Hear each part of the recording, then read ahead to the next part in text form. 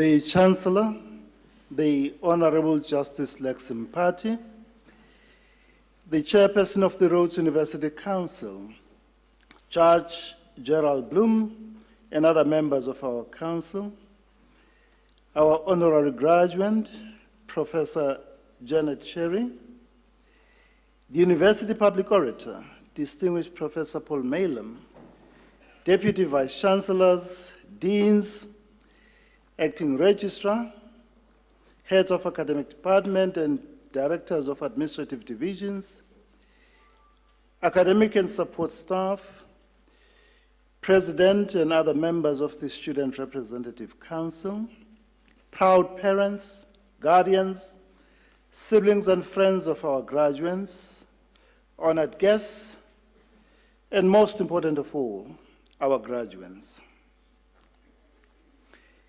It is a singular honor for me to welcome you all to the third of 6 autumn 2023 graduation ceremonies of Rhodes University. On behalf of our Chancellor, the University Council, and the entire Rhodes University community, I offer our warmest and proud congratulations to each one of you, our graduates, on your graduation today. Your path to this glorious moment might have been long, difficult, and circuitous.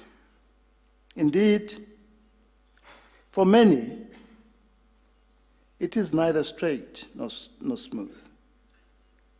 You have made it, and well done. We applaud and commend those of you who are first in their family to earn a university degree. This is without a doubt a truly proud and special moment for you and your family. I wish to call out for special recognition the local Makhanda graduates, more especially those who have come through our university's intervention to improve the quality of learning and teaching in the local public schools.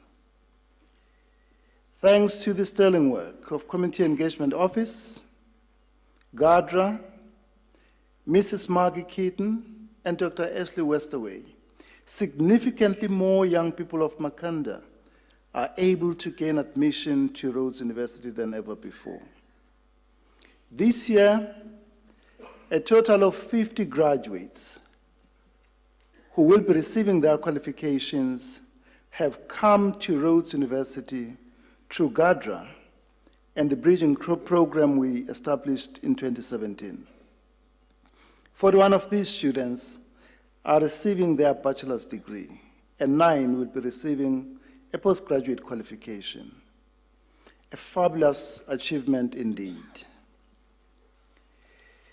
A special shout out goes to all the members of the Student Representative Council who are graduating this year.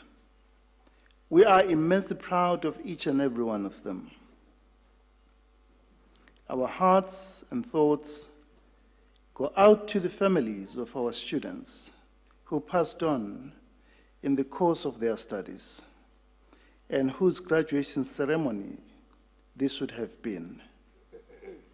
We honor their memory and will always treasure the time we were privileged to share with them.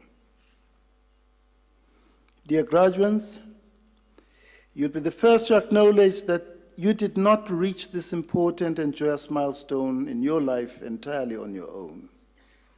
No one accomplishes something as significant as this on their own.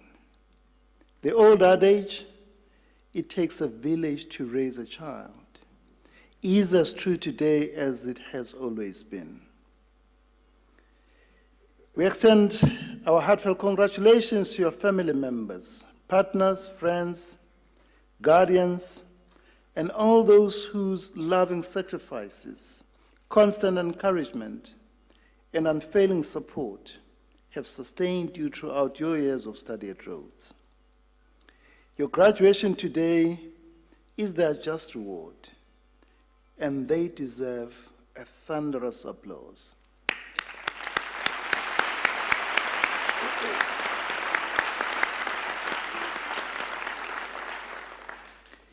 We also acknowledge with much appreciation and gratitude the role played by your lecturers, tutors, lab technicians, cleaners, cooks, mentors, wardening and support staff in creating a rich and supportive intellectual, social, and physical environment conducive to your personal growth, development, and academic success. We extend our warm and heartfelt congratulations to the 5 recipients of the highest honor, the honorary degree. They are the Honorable Chief Justice Raymond Zondo, Professor Janet Cherry, who we will celebrate shortly, Honorable Justice Mbuyiseli Madlanga, Professor Deborah Roberts, and Professor Helen Rees. Their personal journeys, selfless sacrifices, courage of their conviction, and achievements in public life and distinction in some field set them apart from others and serve as an inspiration worthy of emulation by all of us. Dear graduates, you have received an excellent education from one of the finest universities in the world. With your Rhodes University education, you can face the future with utmost confidence, courage, and conviction. But always remember that the Rhodes University education you have received is not for your sole or private benefit. You are expected to use it to advance the greater common good. Your graduation today takes place at a particularly challenging time in the 29-year history of our young constitutional democracy. Our nation is at a crossroads. We have lost our direction, we have lost our way, and above all, we have lost our moral compass. We have elevated to positions of leadership and responsibility some people of questionable moral and ethical character, people who have no sense of the difference between right and wrong, just and unjust, fair and unfair, ethical and unethical, occupy positions of power and influence. The noble qualities and values of personal integrity, honesty, humility, compassion, respect for each other, fairness, empathy, selfless dedication to a common good, and willingness to put others first, that were so beautifully exemplified by President Nelson Mandela, have given way to moral depravity, untrammeled greed, rampant corruption, venality, deceit, profligacy, and duplicity. There is a growing and palpable impatience, disillusionment, and disenchantment with the social, economic, and political state of our nation. All around us, we see pervasive and debilitating poverty and deprivation, existing alongside obscene and unbridled opulence and vulgar and ostentatious display of ill-gotten material wealth. State-owned enterprises have been hollowed out and are teetering on the brink of collapse. And this is most graphically exemplified by ESCOM and its interminable power crisis. In an 874-page report, the State Capture Commission has painstakingly documented how some state-owned enterprises conspired and colluded with some private companies to loot our resources for personal gain. Sadly, more than 80% of our children cannot read for meaning in any language, nor can they calculate with accuracy by grade 4. Do these young people have a future in our society? And what kind of a future awaits them? There are concerted efforts calculated to malign, discredit, and delegitimize institutions of our constitutional democracy. The very foundational principles of a constitutional democracy are under fierce assault. And the very idea of a constitutional democracy is being intensely challenged, even by those who took an oath to obey, observe, uphold, and maintain the Constitution and all laws of the Republic. We are on a ruinous path. We are on a perilous path. This is not the country nor is it a society we had imagined when the struggle against the apartheid system was prosecuted. This is a time for a pause and a deep reflection, a time to act in defense of our constitutional democracy, time for accountability, and above all, a time for leadership. All these challenges notwithstanding, we should never allow apathy, despair, cynicism, and despondency to take root in our society. We cannot afford to lose hope. We cannot afford not to imagine a better society. And this is the significance of your graduation today. Hope, optimism, and a promise of a better tomorrow. Allow this hope and optimism to jolt you to act with courage, conviction, and boldness to make a positive change in our society. Young people like you have always been a catalyst for change in this country. I have great confidence in you and in your ability to lift our country out of the abyss into which it has descended. You see, in a democracy, ordinary citizens are the last line of defense against any uncaring or tyrannical government. Those of you who have had the privilege of higher education carry a particular responsibility, a duty, an obligation to lead with integrity and become the voice of the voiceless. As graduates of the university where leaders learn, you have so much to offer our ravaged society and broken world. Armed with the quality education you have received from this fine institution and guided by our values of social justice, empathy, kindness, integrity, honesty, compassion, civility, and human solidarity, you can make a difference. You can pull this country away from the path of anarchy and destruction. There will be obstacles, there will be setbacks, and there will be mistakes and failures along the way.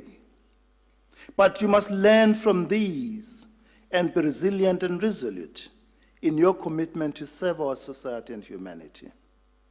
Never for a moment doubt your capacity to make a positive change. The education you have received from Rhodes University has prepared you for this.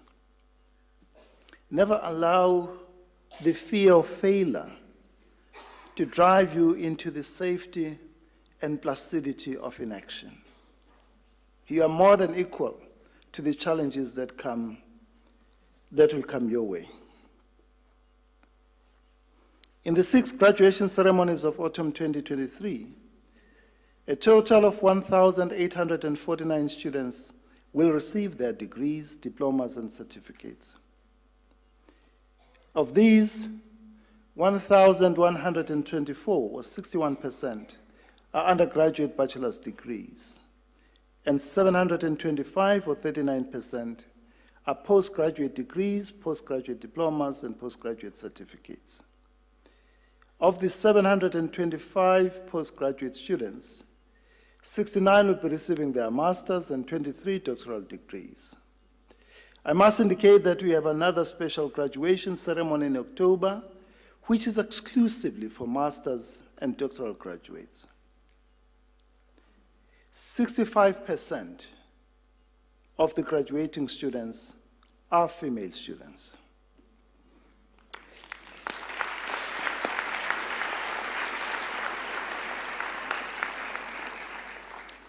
Malbongwe. Malbongwe. Igama lamakhosikazi. Masibong in Bogota. And 11% are international students.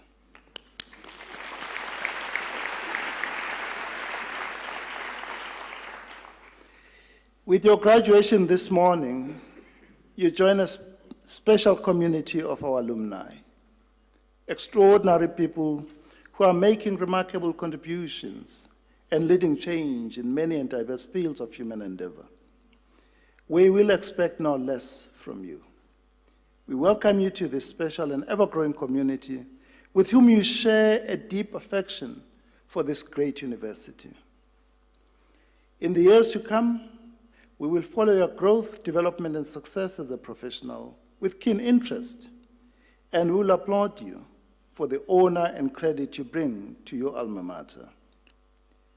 May you look back on this glorious day of your graduation with great pride and warm memories, and may it serve as an inspiration and a springboard towards better and exciting things for you in life.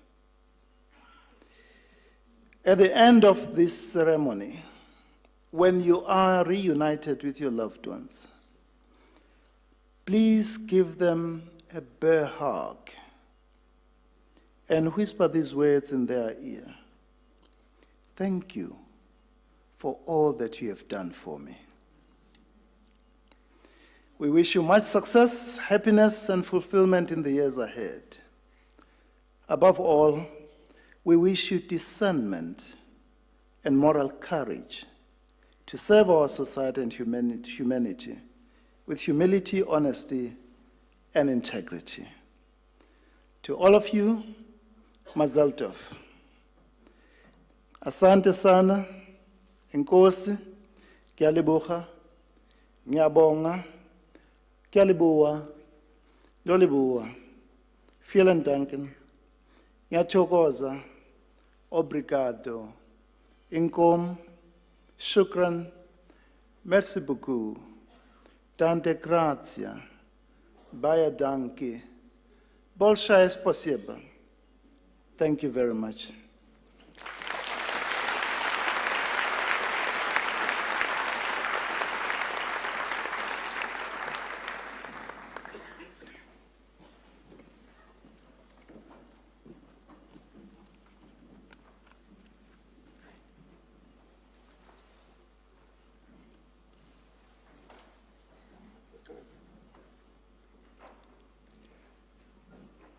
It goes without saying that one of the most pressing challenges facing the country today is to alleviate urban poverty by bringing development to impoverished townships and informal settlements.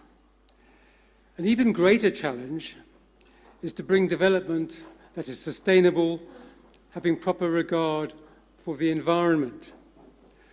One person wholly engaged in addressing this dual challenge is Janet Cherry, Professor of Development Studies at Nelson Mandela University.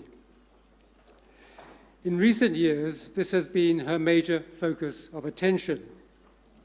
But if one looks back at her career over the past 4 decades or more, one cannot but be struck by the remarkable range and extent of her many involvements.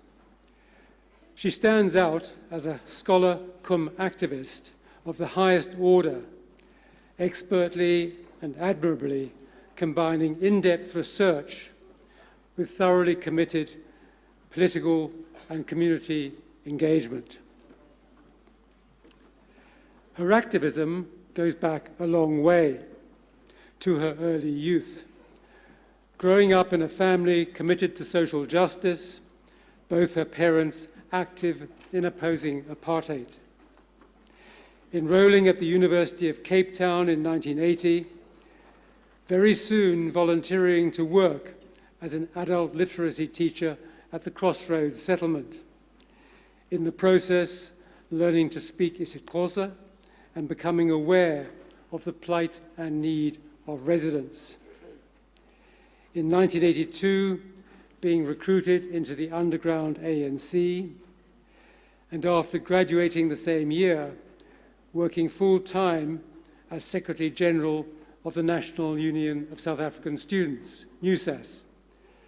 Her involvement in the NUSAS Wages Commission, a foundation for her lifelong commitment to the rights of workers.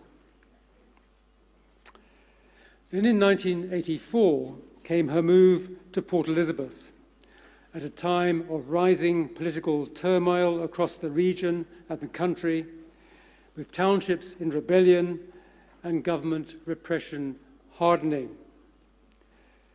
During these turbulent years, Janet's activism was courageous and wide-ranging, establishing the Eastern Cape Adult Learning Project and teaching literacy to trade union members, setting up a crisis information centre in the city to help search for missing persons and obtain legal assistance for detainees. In 1984, helping to form the Port Elizabeth branch of the End Conscription campaign. In the late 1980s, working as a researcher for IDASA, the Institute for a Democratic Alternative for South Africa. Then, in 1989, joining a delegation that met with the ANC leadership in Paris. This activism came at considerable personal cost. Janet being detained by the security police on a number of occasions, briefly in 1981 and 1984, for 3 weeks in 1985, a lengthy spell of several months in 1986-87, 2 months of which were in solitary confinement. In November 1986, adopted by Amnesty International as Prisoner of the Month. Then there was the intimidation, a rock thrown through her windscreen while driving, entailing hospitalization, several death threats, assaults by right-wing thugs, her car tires slashed at least 10 times. What stands out in this courageous, tireless, fully engaged career is a remarkable ability to combine activism, scholarship, research, and teaching. Lecturing in politics here at Rhodes in the early 1990s, teaching at Nelson Mandela University, first in the sociology department, and then since 2005 in the development studies department. Her research activities have been wide-ranging, working for the Truth and Reconciliation Commission in 1996-97, involved in the drafting of its final report, undertaking research for the Human Sciences Research Council, dealing with such themes as communal land rights, gender equality, women in South African history. Serving as a research consultant for organizations such as the Foundation for Human Rights and the International Center on Nonviolent Conflict. There are at least 50 publications to her name, including a book on Umkhonto we Sizwe, with another soon to appear on KwaZakele, which was the subject of her Rhodes PhD thesis. This work on KwaZakele says much about Professor Cherry's involvement in local communities. This, her current research interest, in which she addresses critical questions. How can residents of informal settlements have an improved quality of life without endangering the environment? Can informal settlements on the urban periphery be sustainable socially, economically, and environmentally? A pilot project centered on 2 such settlements at Seaview in Nelson Mandela Bay has been initiated to address these questions. A project in which the researchers are actors in the development process, with community members also forming part of the research team.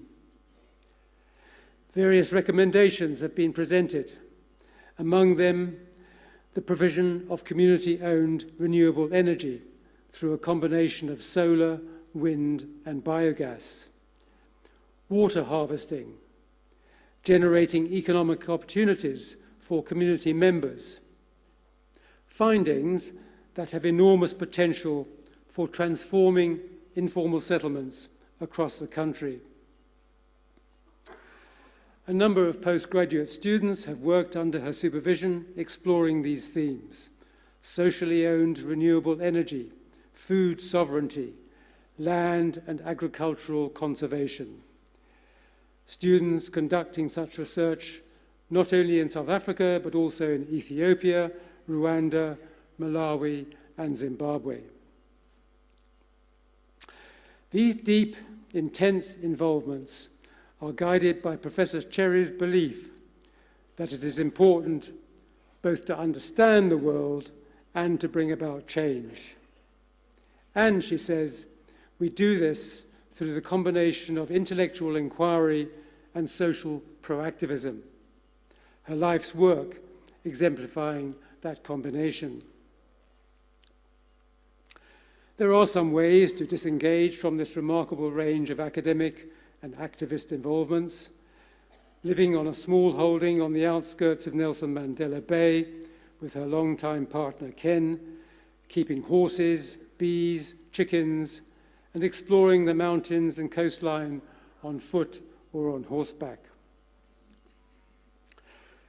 Janet Cherry already has to her name a PhD and an Old Rhodian Award from this university.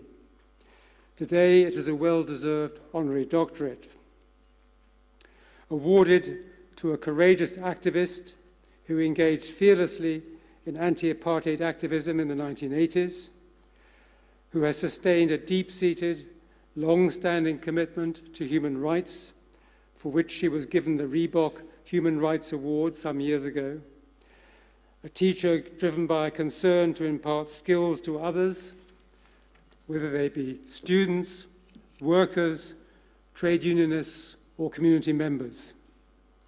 A scholar of considerable repute whose work has ranged across a number of disciplines: history, politics, sociology, environmental and development studies. Work which makes a significant contribution to some of the most critical issues facing South Africa today. Mr. Chancellor, I have the honour to request you to confer on Janet Cherry the degree of Doctor of Laws, Honoris Causa.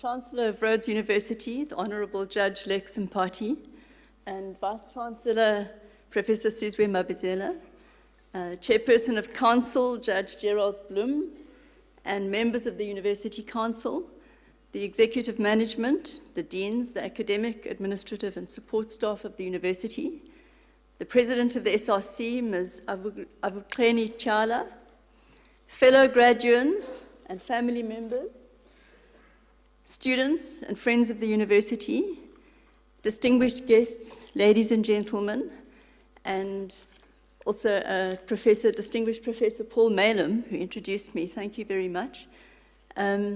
Much as I'm delighted to be acknowledged by such an award, I'm overwhelmed by a strong feeling that time is running out.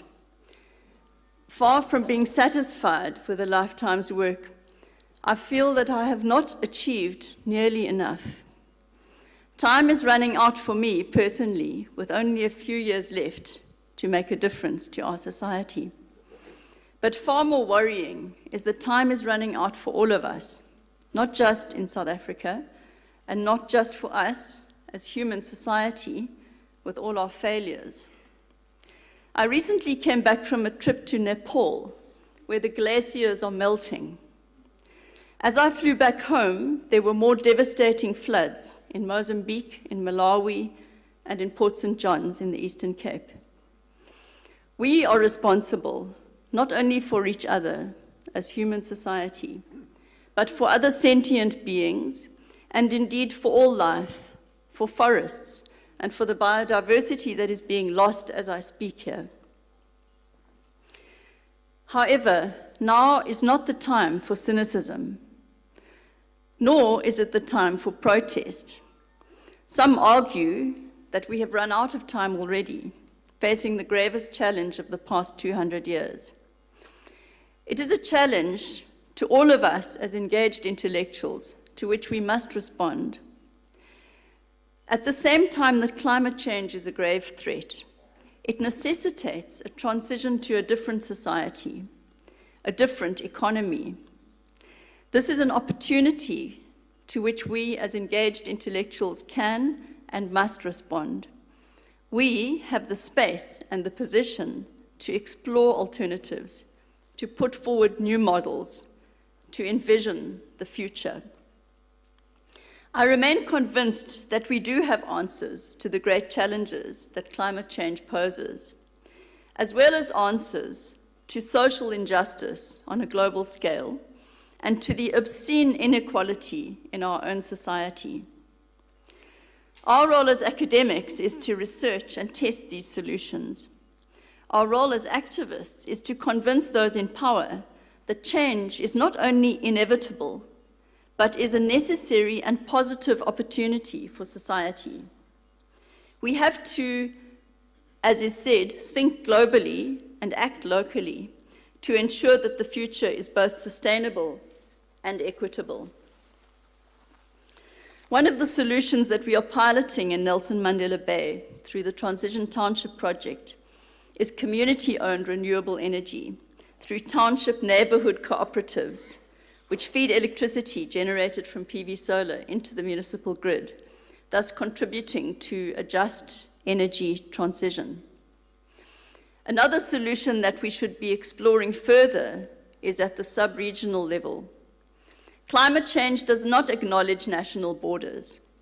We need to build a resilient and integrated regional economy, inclusive, and dealing with labor migration as an integral part of our economy rather than a problem, rather than dealing with it as xenophobia. We need to use climate-smart agriculture for regional food sovereignty, renewable energy, and green industrialization for energy democracy. Things are simply moving too slowly.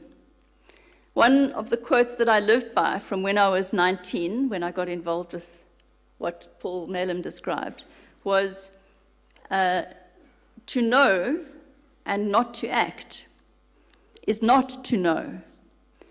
This is a saying of the Neo-Confucian philosopher Wang Yangming, who promoted the doctrine of the unity of knowing and acting. In another quote that I've attempted to live by, Carlos Cristo, who was a prisoner of conscience, said the following: "We are free only when we commit ourselves to the risk of history, when we decide to intervene in reality in such a way that it will be transfigured by our actions." So my philosophy, as reflected in these quotes, has not really changed over the past 5 decades now. What has changed is the challenge that society faces. We can only act in response to what faces us here and now. And J.R.R. Tolkien wrote in his famous Lord of the Rings, and I quote, Other evils there are that may come, yet it is not our part to master all the tides of the world, but to do what is in us for the succor of those years wherein we are set, uprooting the evil in the fields that we know, so that those who live after may have clean earth to till. What weather they shall have is not ours to rule.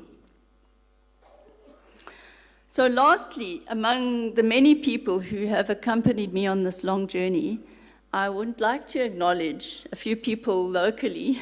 I can't acknowledge everybody, but I wanted to acknowledge my friend Shepherd Marty, who is an academic here at Rhodes University now, who influenced my life of activism and intellectual inquiry from when I was 19 years old.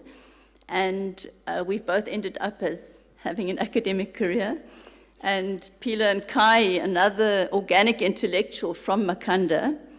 And also, very importantly, Professor Roger Southall, who was professor here of politics, who took a risk on me by offering me a lectureship back in 1992. And Professor Richard Haynes, who was also at Rhodes University at the time, and who drew me back into academia in Gqeberha. And also, I would just like to acknowledge the late John Daniel, Marion Lacey, Rocker Julu, all three of them liberation movement activists who were intellectuals who contributed academically to the politics department at Rhodes University, and who obviously were influential, enormously influential on me in my early academic career. And lastly, my late father, Professor Robin Cherry, who was a physicist, but who had a love of poetry and a strong social conscience. And thank you to them all, and thank you to you for your support over the years.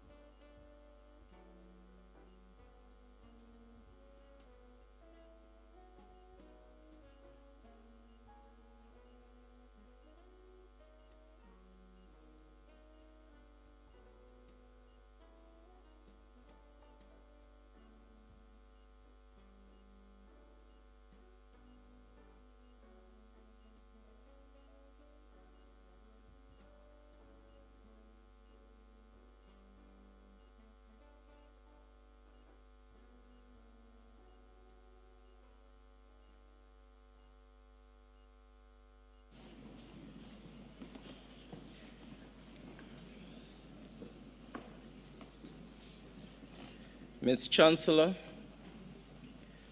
I have the honor to request you to confer the degree of Bachelor of Social Science on the following candidates: Mawande Adam,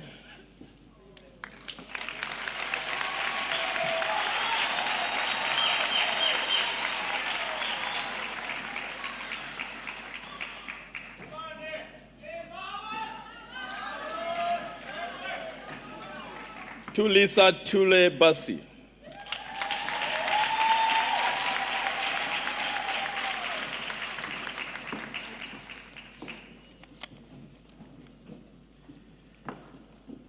Apelele Bekelepi,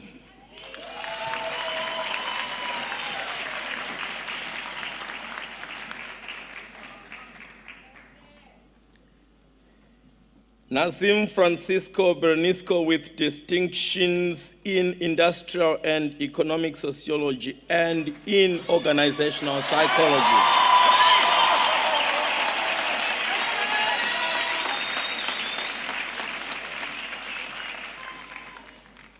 Dimpo Silvia Bokopa.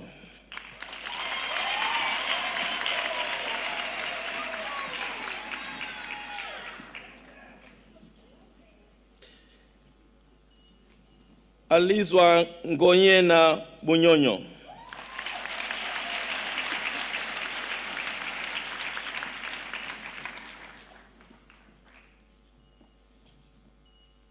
Amanda Precious Butelezi with distinctions in English and organizational psychology.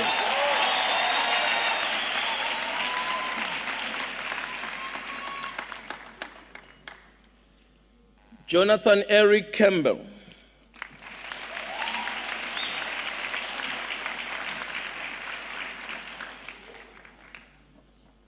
Nomphumelelo Sinegugucele.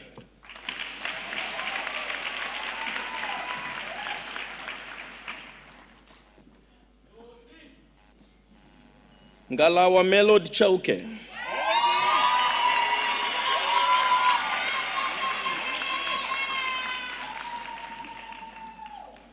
Lavanya Chetty.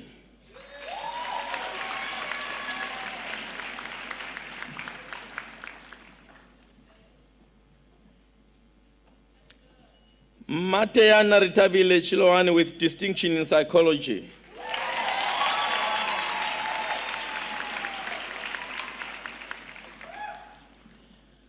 Akona Tuibi.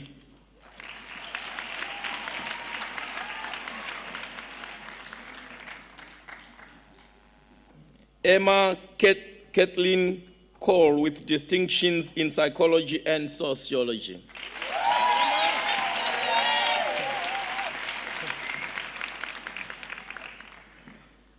Sinotolo Osi with distinction in history.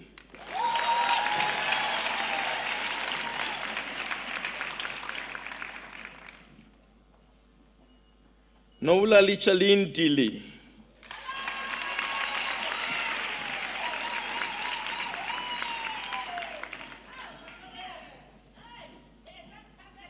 Abigail Gillian Duplessis with distinction in psychology.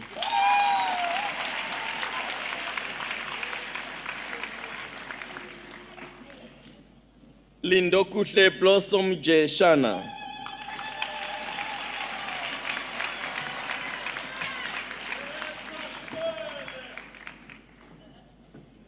Kim Ellie Feltman.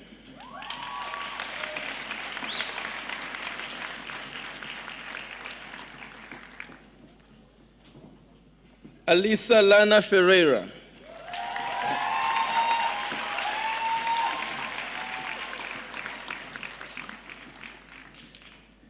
Dinarje Paulo Ferreira.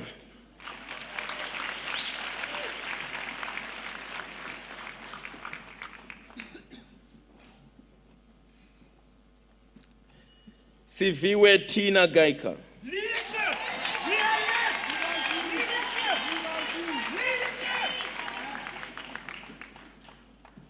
Yolanda Hale.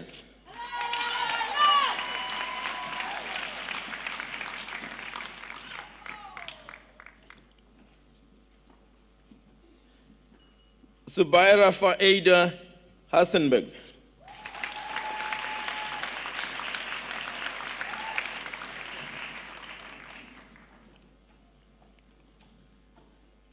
Lufezo Hempe.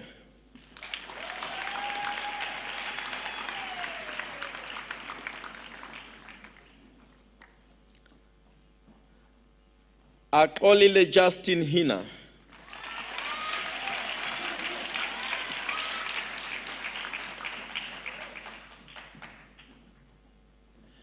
Camilla Michelle Jackson.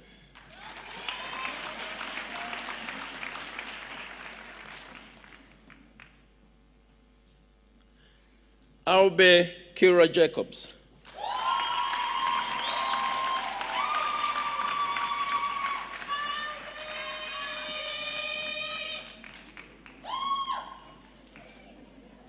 Nicole Nadine James.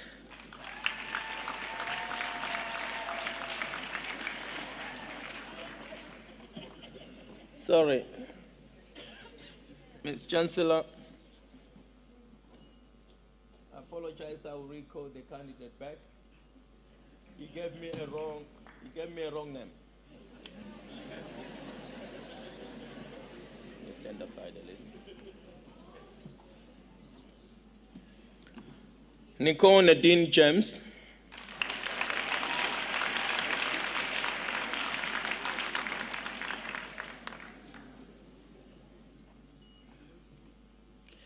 Lashonda Renata Jas.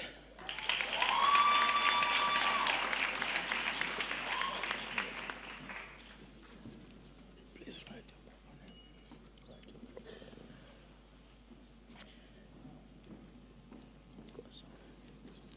Go write your proper name and come back. Chuma Jibiliza with distinction in Easy Xhosa language acquisition.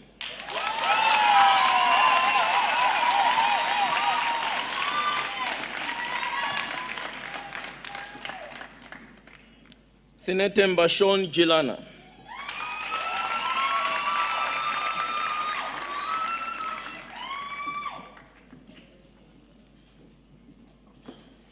Tanatso Rosemary Jingura.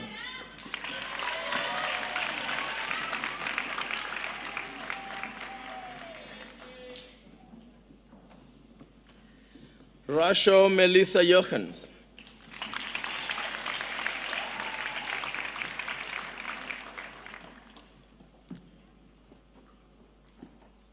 Namhla Kalinjani.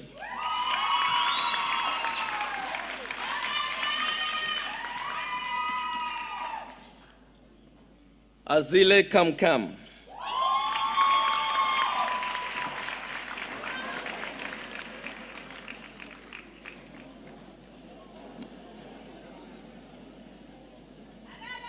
Manyanani John Kamanga.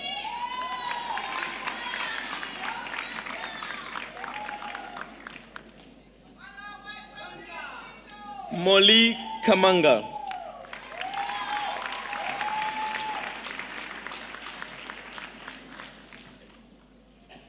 Kuzanai Nadine Katika.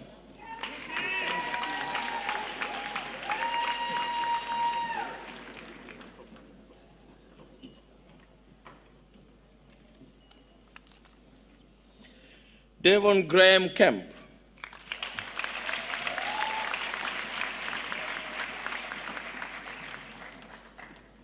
Mihlali Kahlela.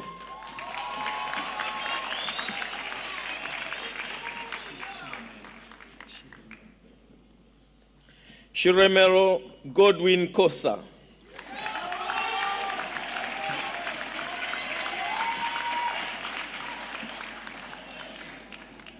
Londeka Amanda Kumalo.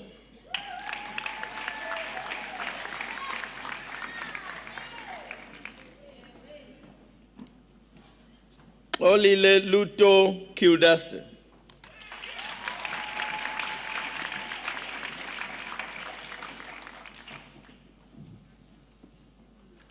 Itumeleng Tapedi Komane.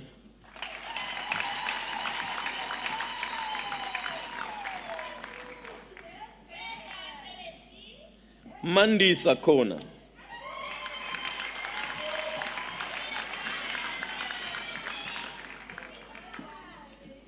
Iko Kweleta.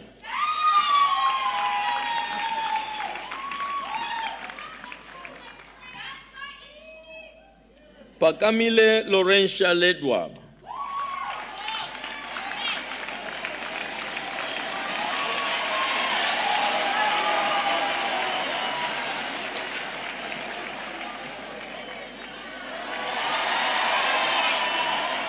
Bonolo Gladys Lelaka.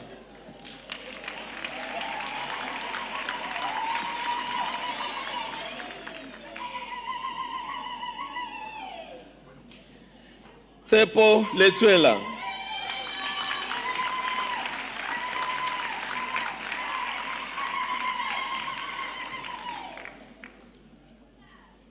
Ababalwe Lubengu with distinction in psychology.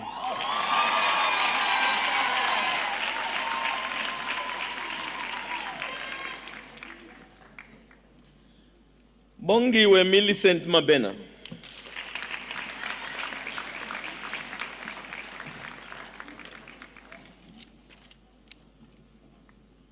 Noktaba Christina Mafu with distinctions in organizational psychology and sociology.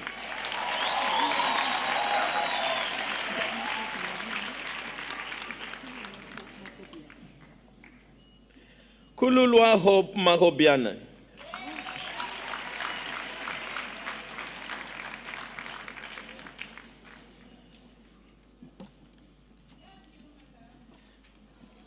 Mandisa Magufi.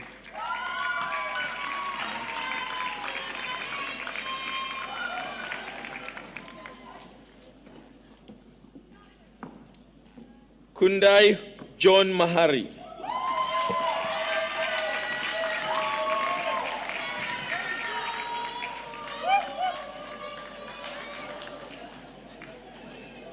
Zukanye Mahlaza.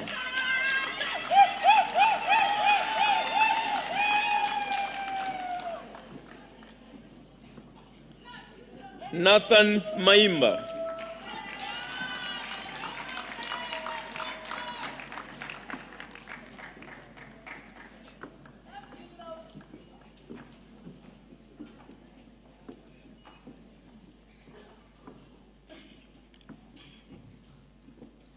Sinazo Makasi.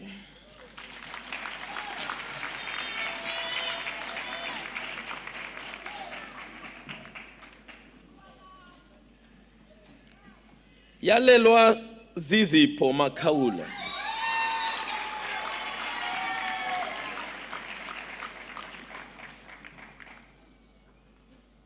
Aviwe Makile.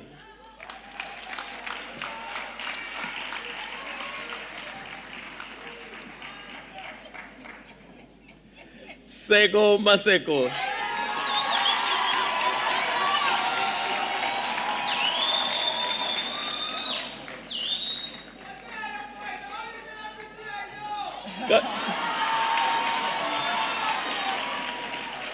Katlego Gitumese Kutwano Mashilwane.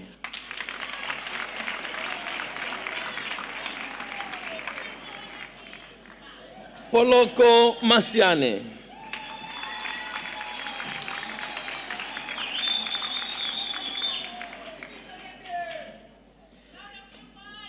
Angel Riabetswe Mamohebedu Masilela.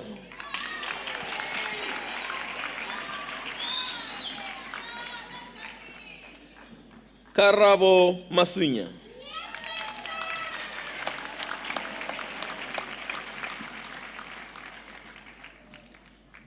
Palmira Nkesani Matabela.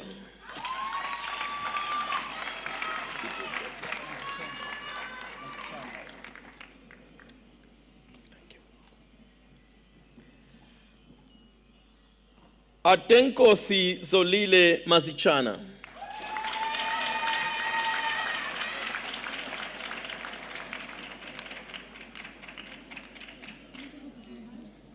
Nkateko Nobukazi Mbele.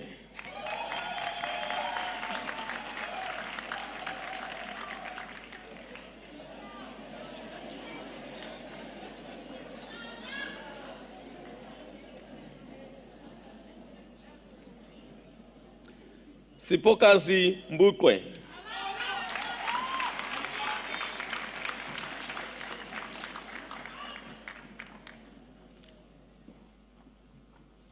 Kate Jenna McCain.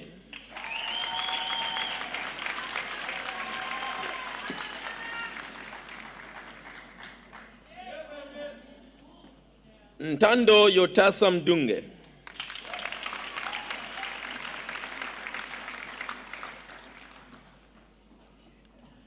Tato Melesi.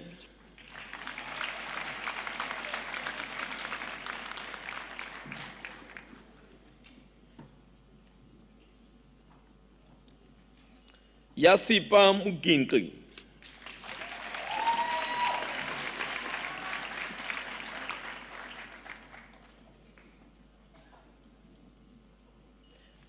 Nomapelo Mkontwana.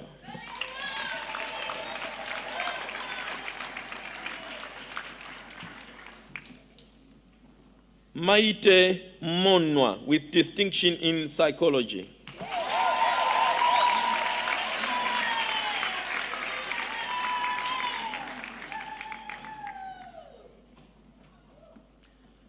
Simvuyele Mnyungula.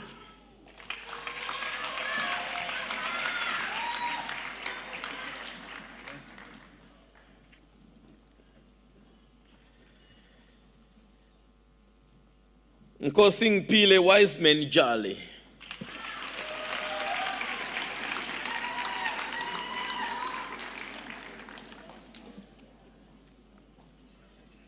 Ipeleng Posha Moholane.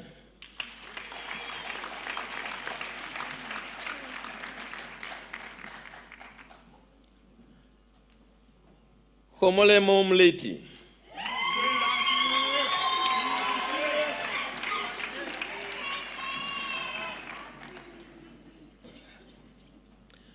Bradley Wayne Monk with distinction in psychology.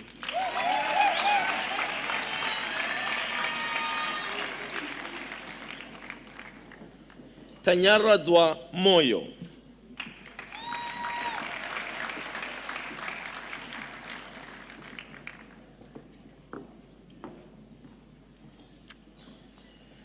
Simamkele Sima Mpesho.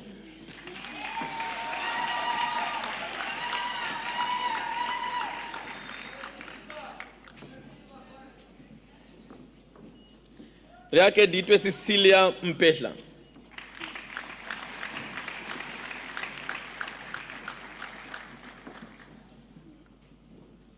Rovarashe Ashley Mpofu with distinction in psychology.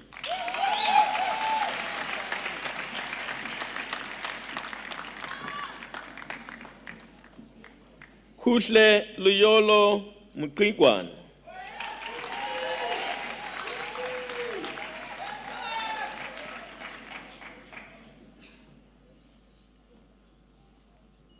Refilwe Siamtanda Msidi.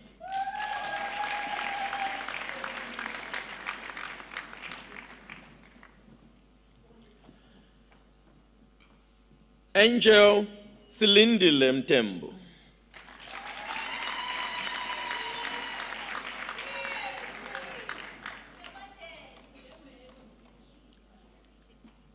Nonhlanhla Luyanda Mutetwa.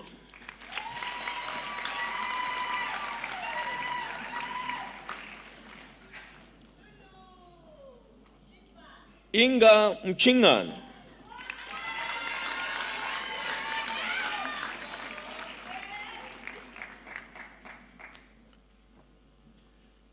Rumbidzai Churai Rwem Vududu.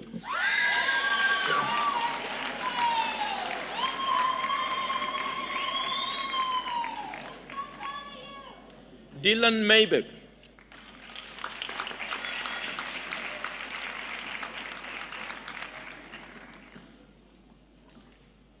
Chuma Mzansi.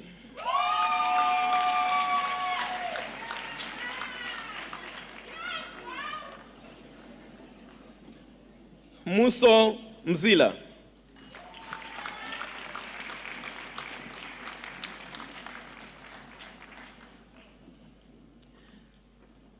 Sayen Naidu.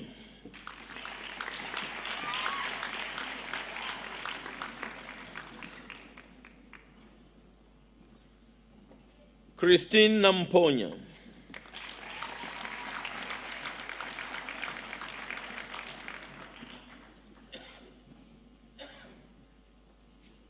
Sesihle Naika.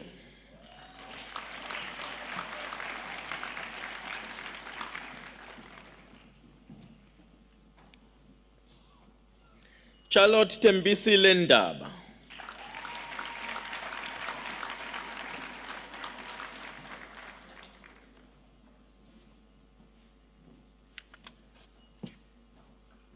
Bayolise Ndevu.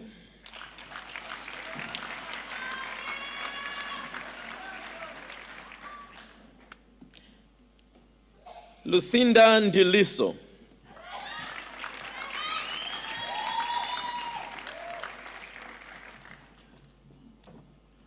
Makabongwe Ndlovu.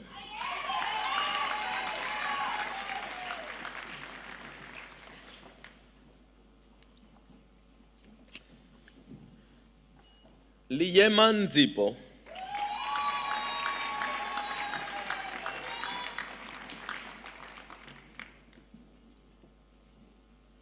Lusani Leroy Nemaenje.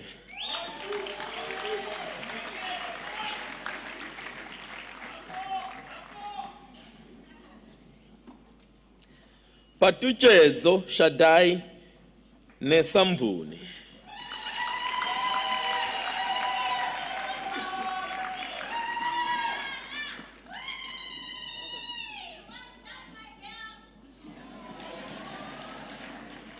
Tembelani Ngese.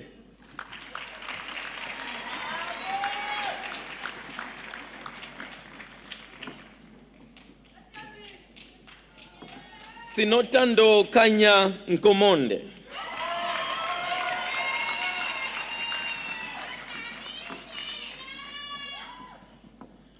Demazane Nkosi.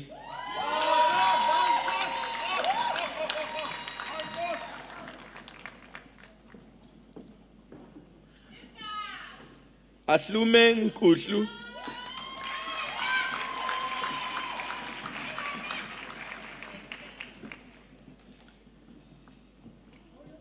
Kagiso Ntabiseng Nobaza.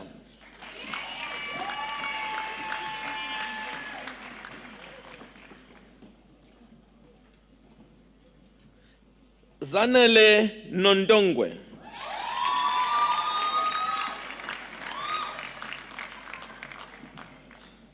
Sinazo Nota.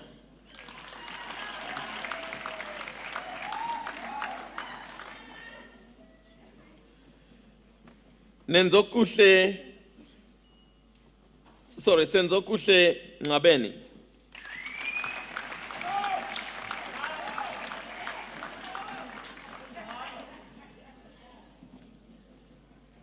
Uyanda Tloko.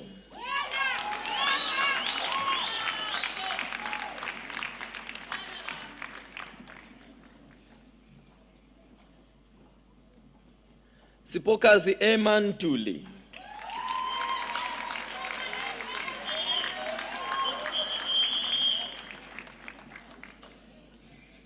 Asemahle Sinaye Ntungwa.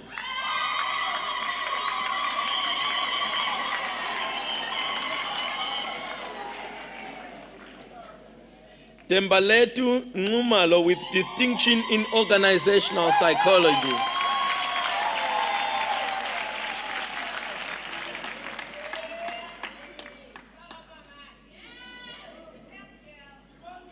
Fiona Simone Odaya with distinction in psychology.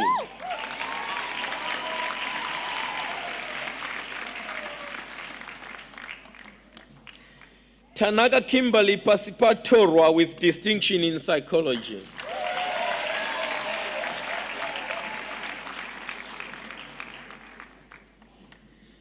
George Caitlin Philander.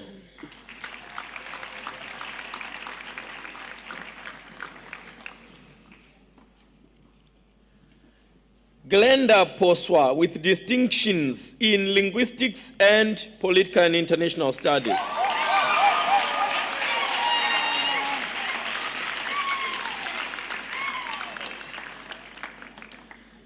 Veronique Ilse Pot.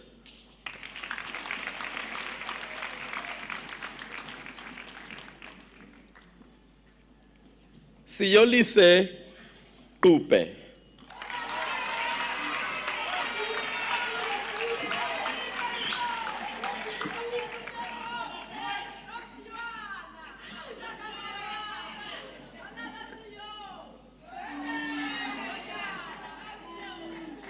Hlumelo Kwakanisa.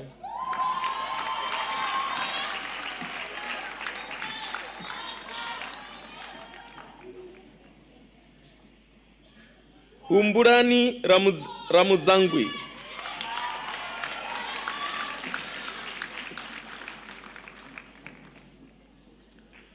Jasmine Nicole Roberts.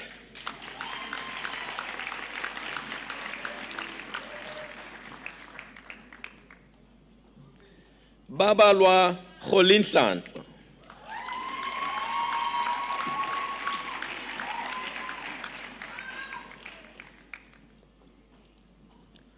Ashai Rup.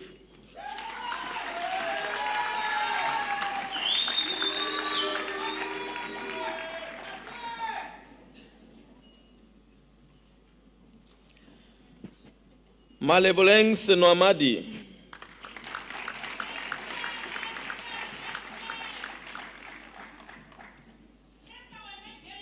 Rebecca Mohansi Siko.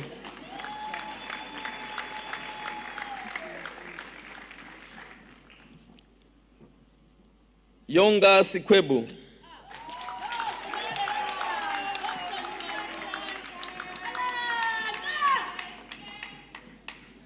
Lisa Kanya Lisa Tamia Simani.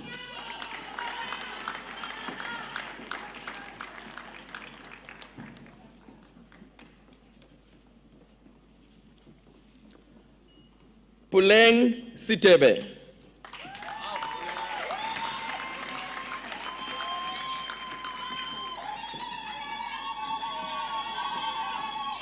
Melika Yasitole.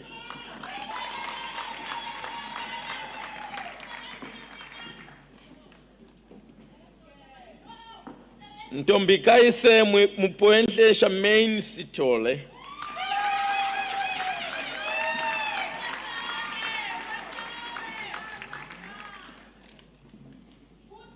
Yonwabisa Sizani.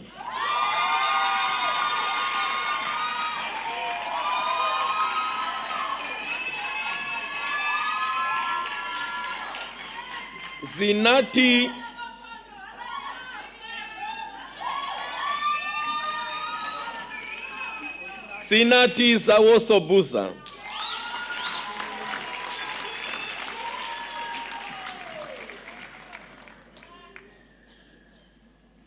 Dominic Stoffberg.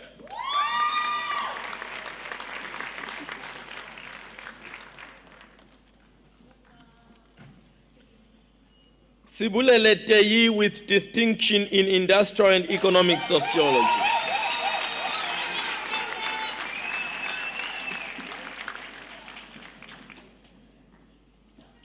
Jessica May Theka.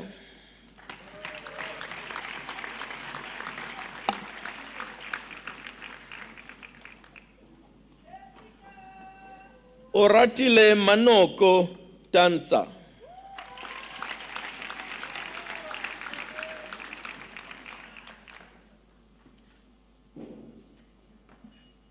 Yolanda Coleta Tito.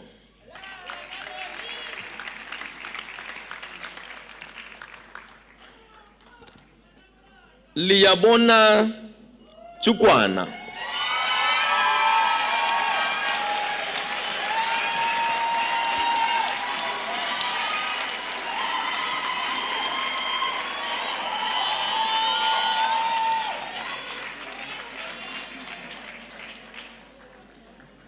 Nwabisa Nikitwana with distinctions in psychology and sociology.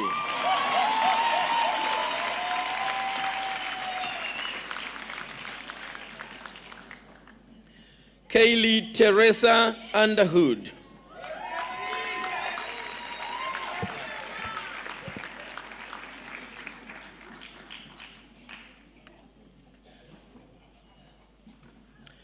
Chelsea Van Heerden with distinctions in psychology and sociology.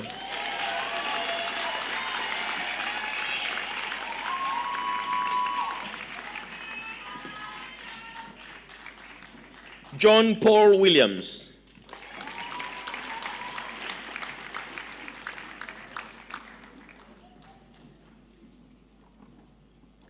Babiso Baba.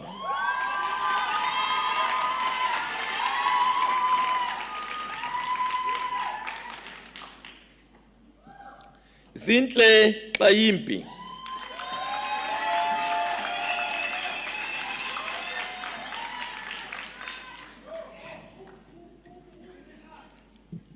Bunolo Naledi Akaza.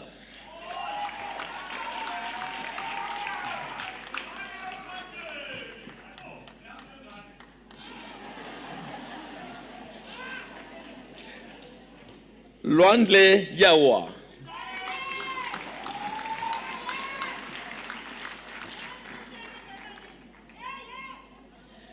Sipokazi Yolanda Zatu.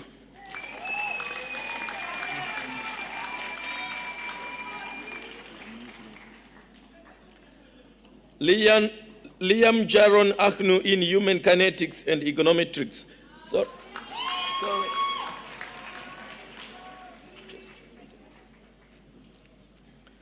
Apologies, Ms. Chancellor. Ms. Chancellor, I have the honor to request you to confer the degree of Bachelor of Arts with Honors on the following candidates. Liam Jaron Agnew in human kinetics and econometrics.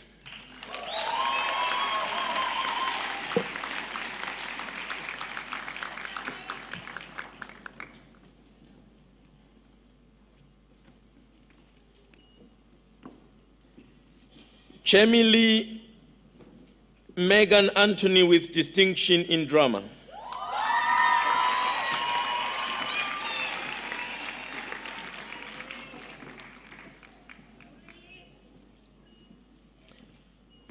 Brittany Mercedes Barnes with distinction in journalism and media studies.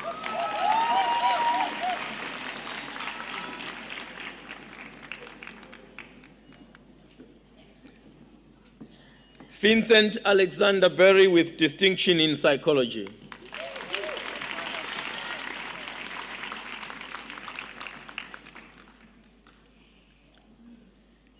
Caitlin Nicole Bode with distinction in history.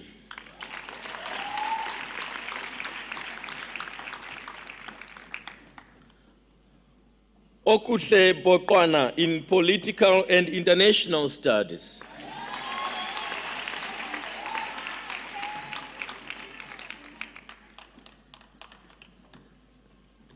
Julia Constance Kathleen Bradford with distinction in psychology.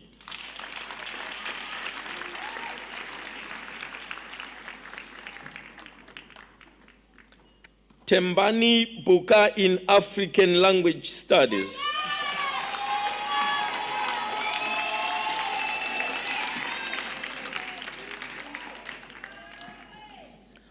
Micah Sunshine Kemp with distinction in classics.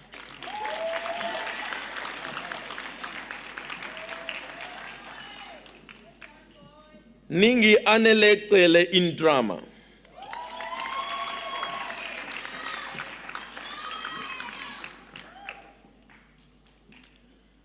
Tolerate Hope Chilowane in journalism and media studies.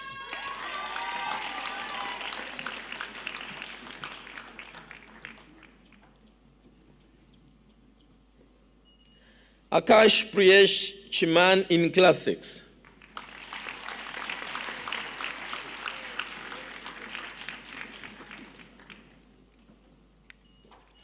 Temwani Mabwe Chirambo in psychology.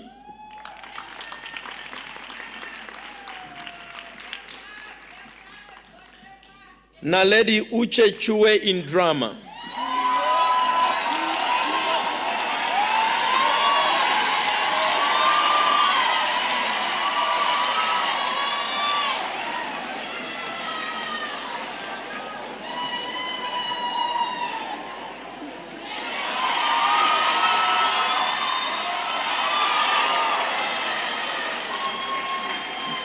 Bradley Clark Fisher with distinction in English.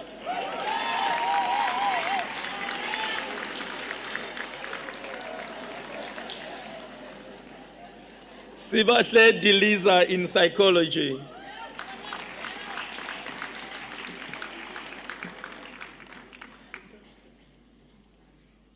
Andile Sakile Dlamini in industrial and economic sociology.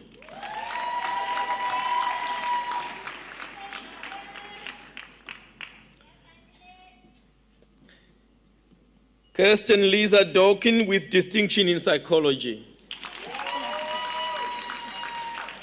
With distinction in philosophy. Sorry.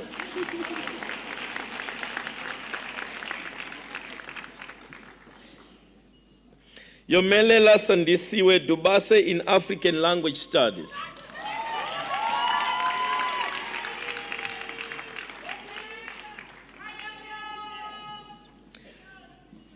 Nobuhle Lin Dube in political and international studies.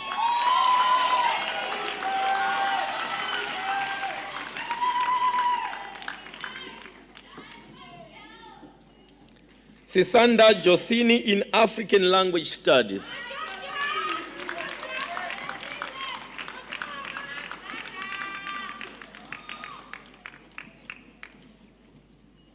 Jet Daniel Ellis George in Psychology.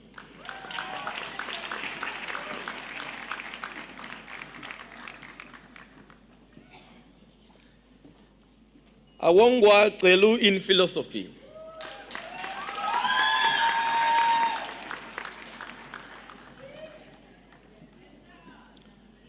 Yolanda Yonela Gom in Organizational Psychology.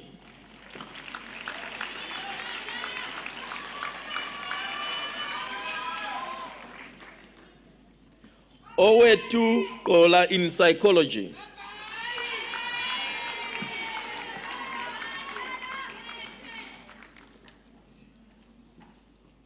Tande Katumelo Gumede in Psychology.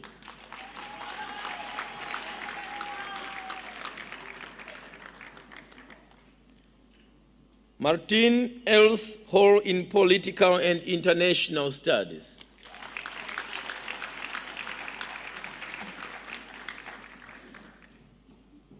Terry Catherine Harris in Human Kinetics and Econometrics.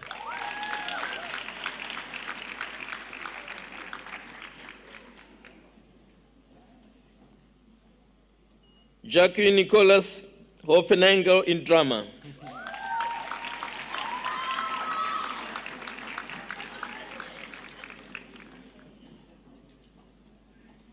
Sune Jechens in Drama.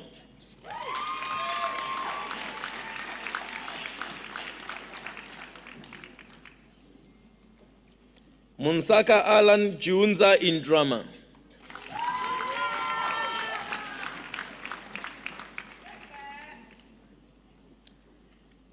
Anne Sophie Kaiser with distinction in Psychology.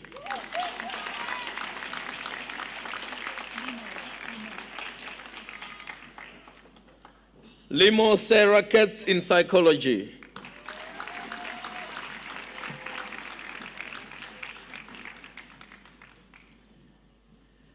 Busisi Wetinyiko Koza in Industrial and Economic Sociology.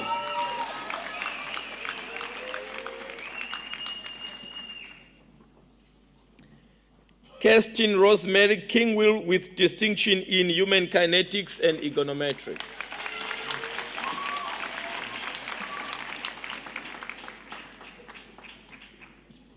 Dawood Jonathan Krause in Industrial and Economic Sociology.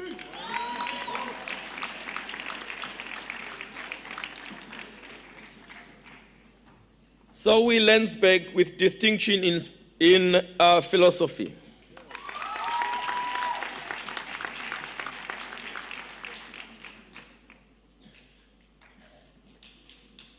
Tara Amanda Magna with distinction in Classics.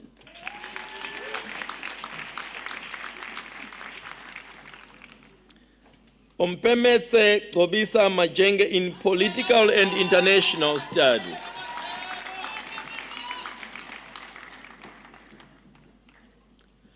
Lapumilanga Majola in Linguistics and Applied Language Studies.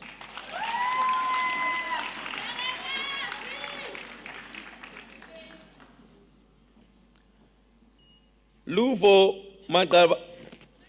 Mangabashana in African Language Studies.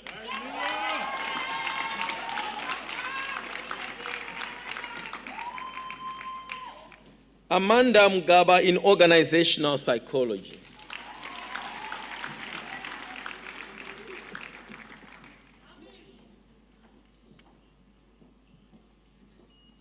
Mandla Ryobaka Mulambo in Political and International Studies.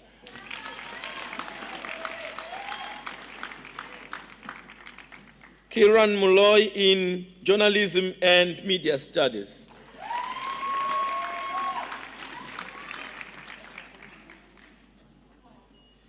Lokomelo Retabile Muneti with distinction in Political and International Studies.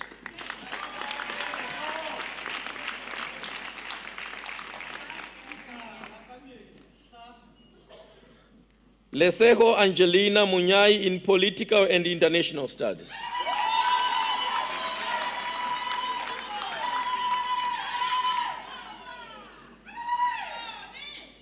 Veronica Mashudundo in German Studies and Linguistics and Applied Language Studies.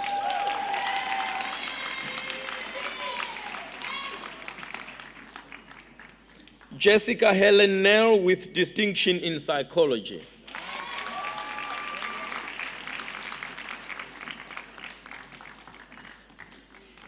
Ompulusa Luna Nengwekulu in Political and International Studies.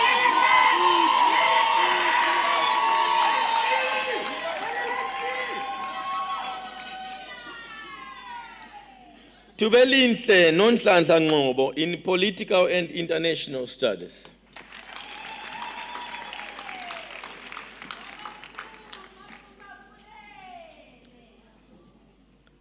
Sinotando Ngobe in Development Studies.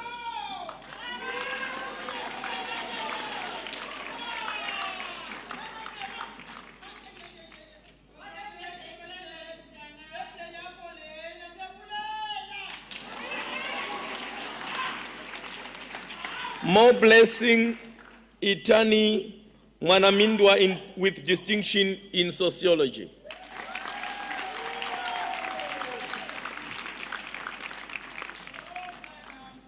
Gwenisna Mava Pai in African Language Studies.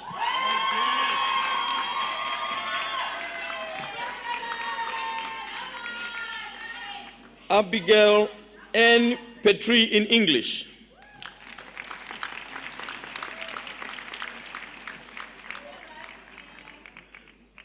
Brianna Perdon in Linguistics and Applied Language Studies.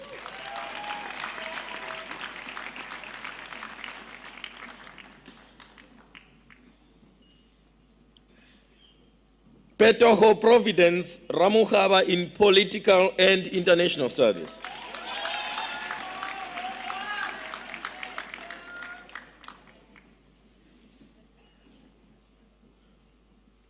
Katatso Ramakabere Tamelo Rapu in Drama.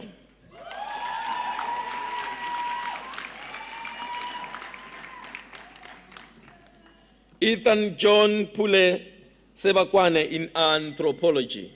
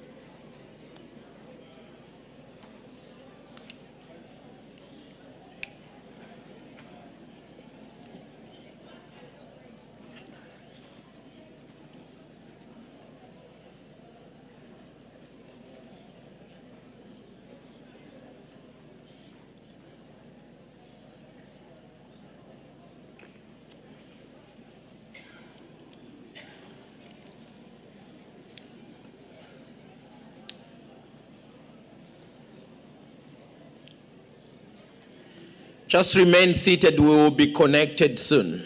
Thank you very much.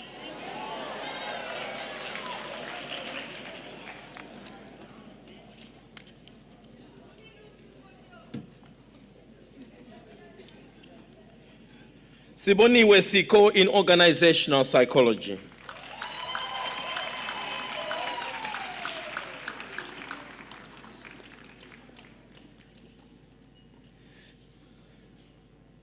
Zisanda Solwandle in Political and International Studies.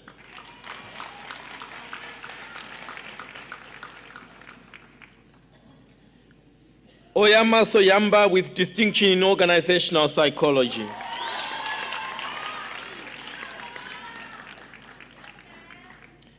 Mary Jean Yola Steenbeck with distinction in psychology.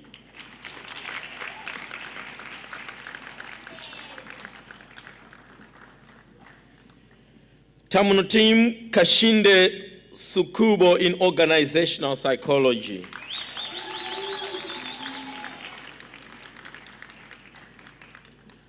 Anda Tanga in African language studies.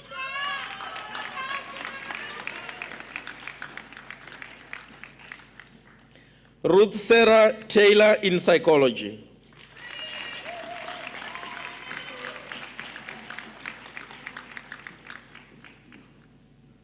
Ntlati Tlale in human kinetics and econometrics.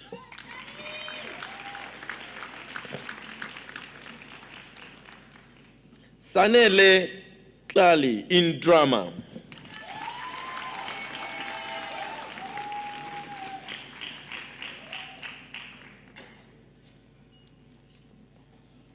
Mazi Mabiso Makaziwe Tom in linguistics and applied language studies.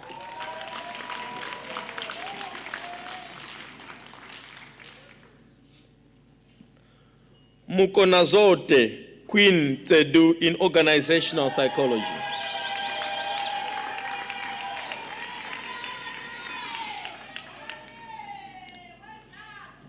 Niko Zizipo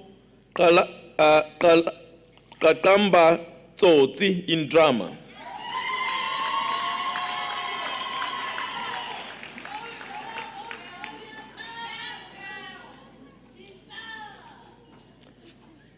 Avusheni Chala in sociology. SRC.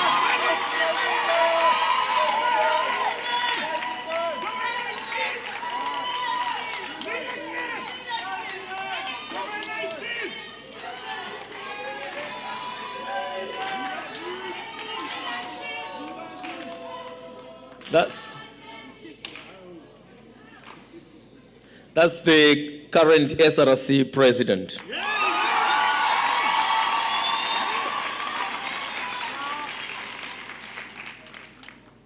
Asipezinhle Otando Chu in development studies.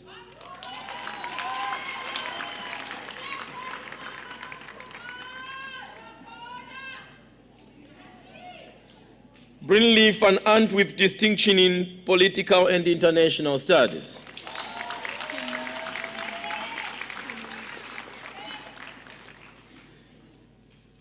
Daniel van der Merwe in journalism and media studies.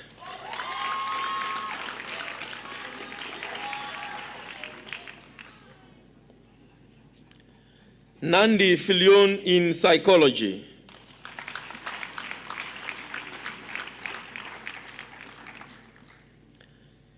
Joshua Jean Foslo with distinction in psychology.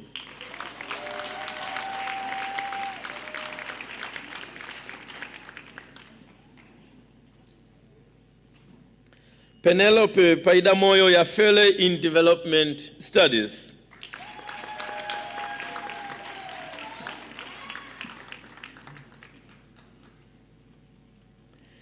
Atenkosi Nandimpiwe Yekani in organizational psychology.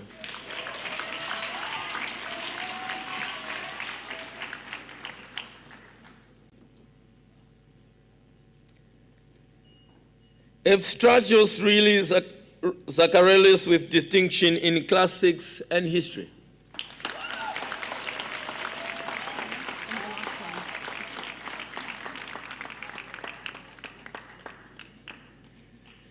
Babazile Jessica Lerato Zondi with distinction in development studies.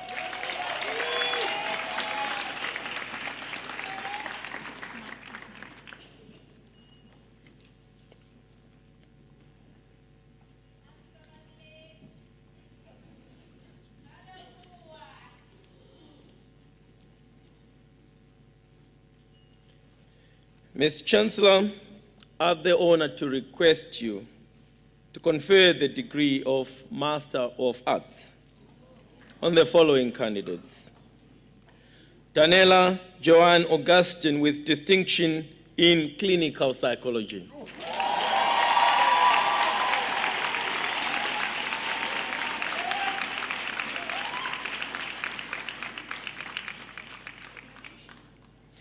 Sipuxolo Bikwe in counseling psychology.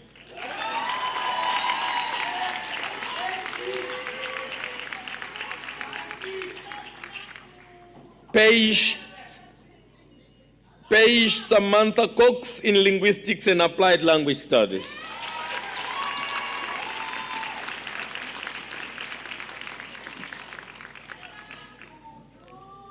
Tamarisk Ray Glogo with distinction in drama.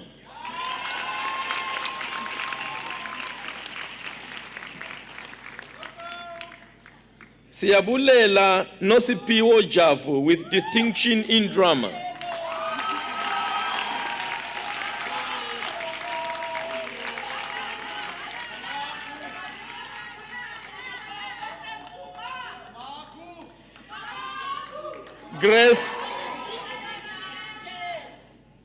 Grace Kemirembe in political and international studies.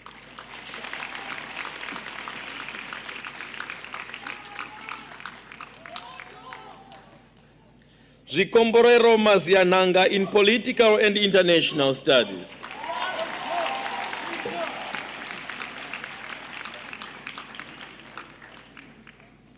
Nokulunga Nomatamsanga Ngongwane with distinction in drama.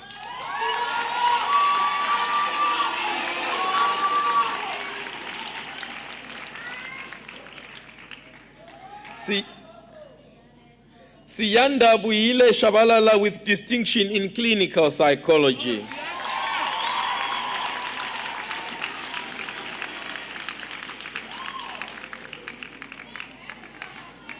Marina Slabet in counseling psychology.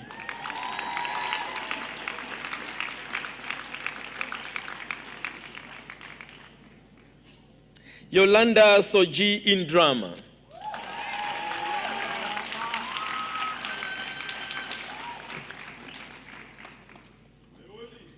Siposihle Wochela in philosophy.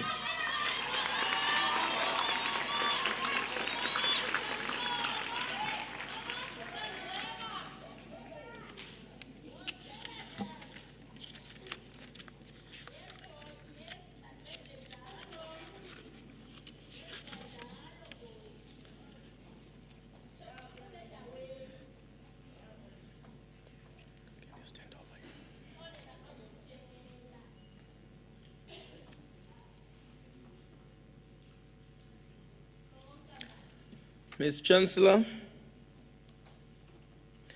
I have the honor to request you to confer the degree of Doctor of Philosophy on the following candidates.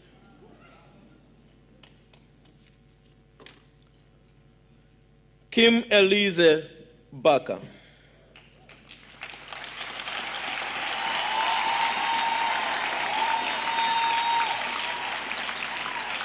In psychology.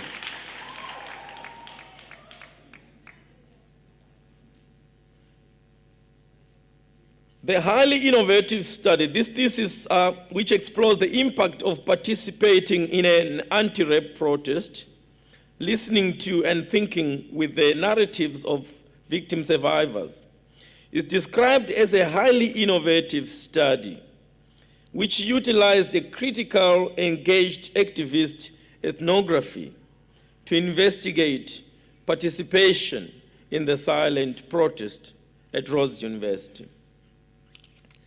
The focus of this thesis was to foreground victim survivor stories about the impact of their involvement in the anti-rape protest. This work offers important insights into what collective movements must offer us in thinking about dealing with and hearing from the trauma of sexual violence.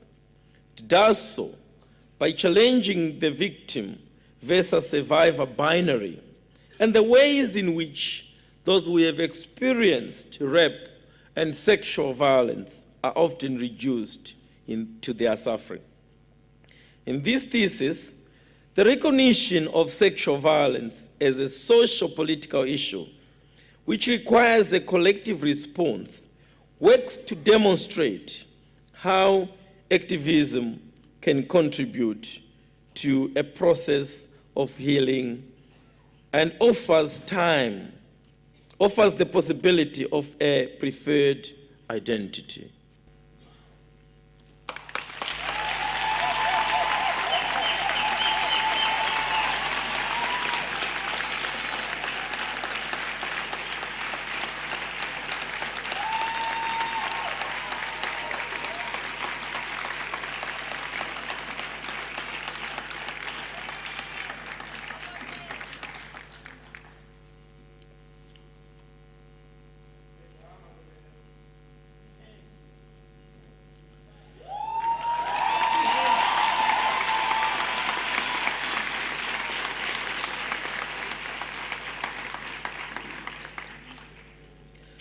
Sharon Gabi in anthropology.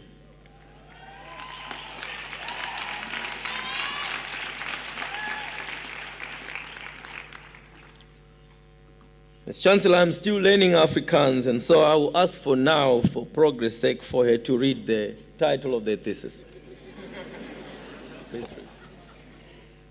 The title of the thesis is Azit Hulaikala, Kom ons Twa, which means to have a conversation, to discuss, a South African Khoi and San narrative.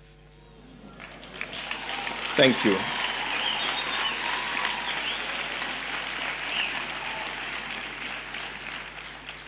South Africa's racialized past obliterated and invisibilized the lives of Khoi and San peoples in South Africa.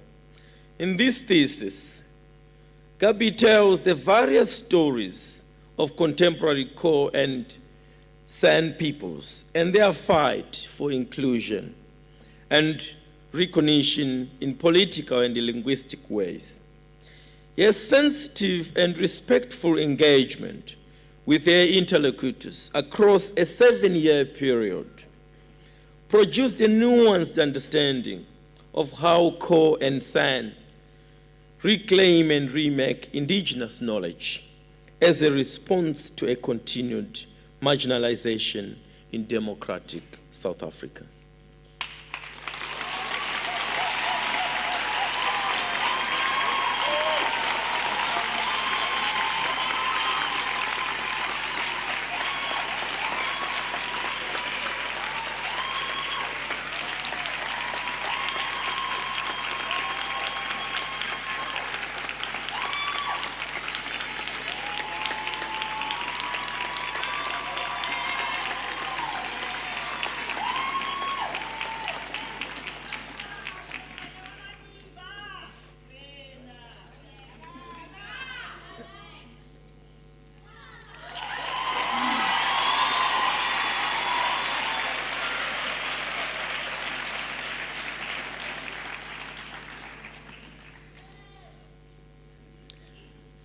Tapelo Mukwatsi. In history,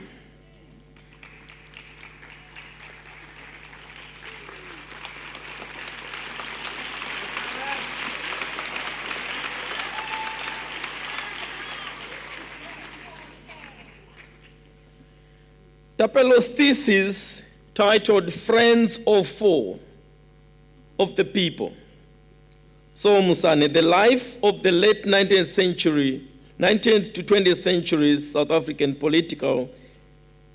politician and journalist, explores the ways in which this historic figure, So Musane, was central to the founding members of the as part of the founding members of the South African Native National Congress, which later became the ANC. Accused of selling out workers' interest near the end of his life, Musane was later vindicated for giving reasonable warning about the ability of the South African state to crush resistance. Mukwatsi makes skillful use of sparse documents and resources available to him to reconstruct the multiple layers of Musane's personality as an early Christian elite who used writing and politics to build a more equitable South African society.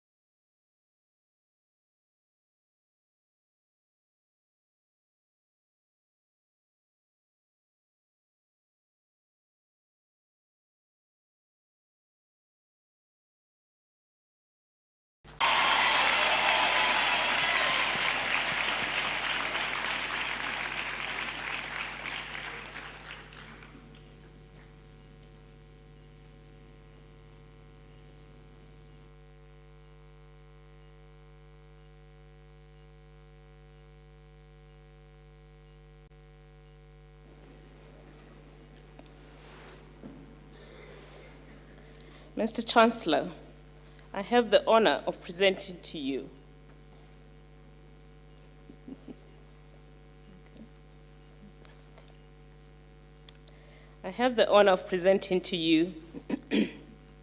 Mr. Jan Jonathan Nutse, a senior lecturer in the Department of Psychology in the Faculty of Humanities, for the Vice Chancellor's Distinguished Senior Award for teaching in the category of more than 10 years experience. The Vice Chancellor's Distinguished Senior Teaching Award is made annually to an individual with more than 10 years of experience teaching at this university who has demonstrated to a panel of peers that their work as an academic teacher is truly exceptional. The award is meant to recognize and celebrate excellence, innovation, and dedication in and to teaching. Mr. Knudsen completed his M.Ed in psychology at the University of Stellenbosch in 1992, and he's currently registered for a PhD at Nelson Mandela University. He has several other qualifications, including a diploma in data metrics, a higher diploma in education, and a BA honors in psychology. In his 24 years of being at Rhodes University, he has taught at every level with enthusiasm and passion. He has contributed immensely to the academic project in the Clinical Psychology Master's Program. Jan's teaching is underpinned by the belief that learning is not a passive act of receiving knowledge, but rather it takes place in a mutual space between a teacher and students through active dialectical engagement with learning materials that focus on particular content area within a discipline. He sums up the impetus for his pedagogic choices as follows, and I quote, "In a time where the decolonizing of knowledge is foregrounded in South African higher education, the relevance of psychology debate is pertinent, deeply entrenched within individualistic Western philosophy. Psychology faces many challenges to move from an elitist private consulting room model to be accessible and relevant to the South African communities that need mental health services the most," close quote. This reflection makes him an exemplary teacher who constantly asks himself how to improve his work. Jan adopts a pedagogical approach that encourages his students to argue a position, even if it contradicts what he presents to them as the lecturer. He prioritizes active engagement in his classes by incorporating discussions and debates where students are encouraged to engage critically with knowledge. The reviewers of his portfolio found Jan to be a complete teacher who engages and cares deeply for his students and their well-being. He epitomizes context-relevant teaching in that he understands his place in space and time, both proximally and distally, and uses his own experiences, thus forging a real human connection with his students. He comes across as very calm in the classroom, which has the same effect on his students. However, it is the evidence from students and peers that allows us to judge the efficacy of a particular set of beliefs held by an academic, and I therefore quote some of the students who have testified to the way his work has made a difference to their chances of success in their studies. One student had this to say about Mr. Knuse and one of his courses, I quote, "I just want to add that our lecturer, Jan, is amazing, very caring, helpful, and understanding. He executed his course perfectly, and I have no recommendations to change it." Close quote. What Jan's past students remember is not subject content, but the personal values they learned. He feels that what counts for students, just as for children in therapy, is not the brilliance and insight of the therapist or teacher, but the experience of being heard, being seen, being listened to, and being understood. A reviewer attending Jan's lectures for the master's program also had this to say. It became apparent that he is exceptional in teaching and practice in his field. His experience in professional practice continuously feeds into his teaching and supports the theory enriching the students. He is fully aware of and takes this unique and particular opportunity very seriously to positively impact this country through his mentorship of students as they become professional practitioners in the community. According to the reviewers, Jan is aware that in the current higher education environment, particularly for undergraduate students, it is as essential to know who you are teaching, that is the students, and their diversity, and their potential as well as their problems, as what you are teaching, that is the subject that you're teaching or the curriculum.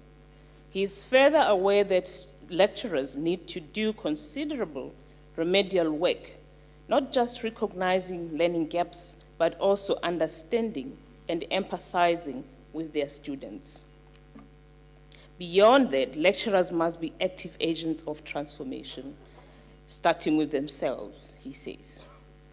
Jan argues that education is not just therapy, but could be therapeutic, especially in these times of high anxiety, extreme loss, and high levels of grief in our society and in our student population. He says that what counts in teaching is not the measurable achievements of the teacher, but the impact the teacher has on students and through students in the broader community.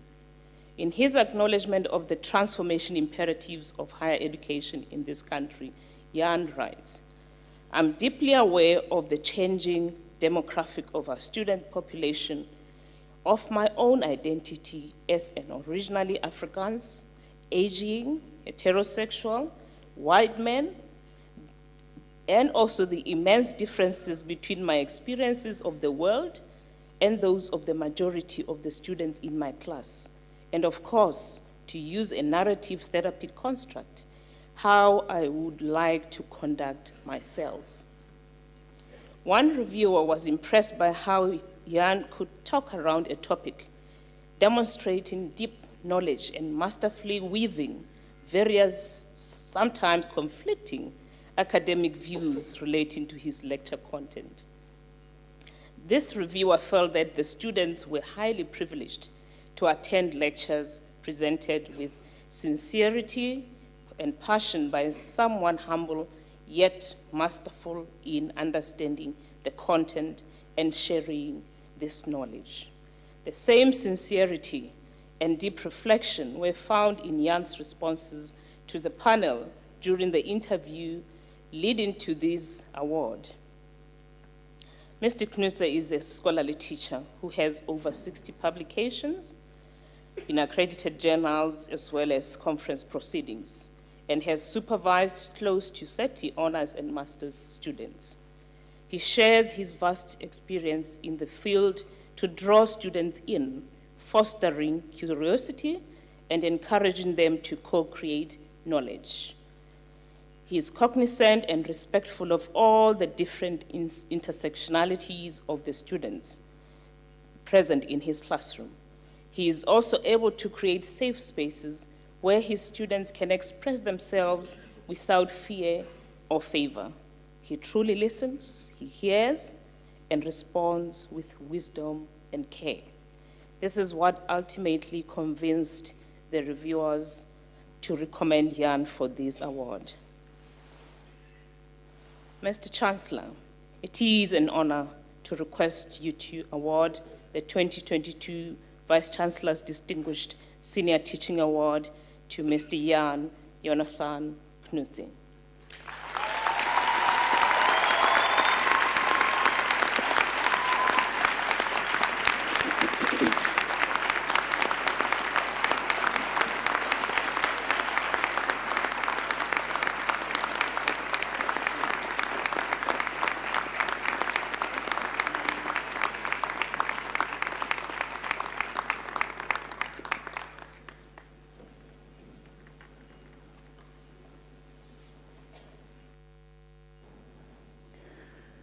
I also confer degrees on those candidates named in the program who are in absentia.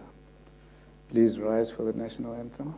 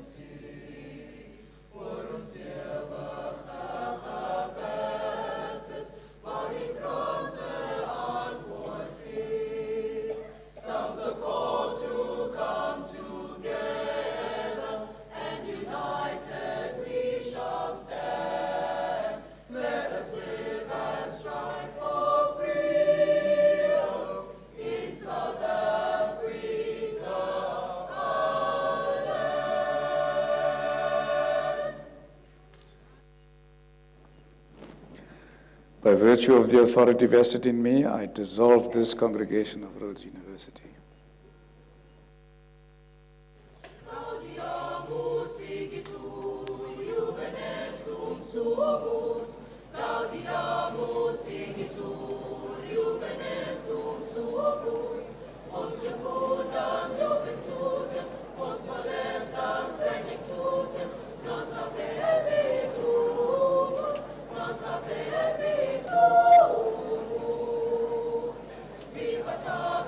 Academia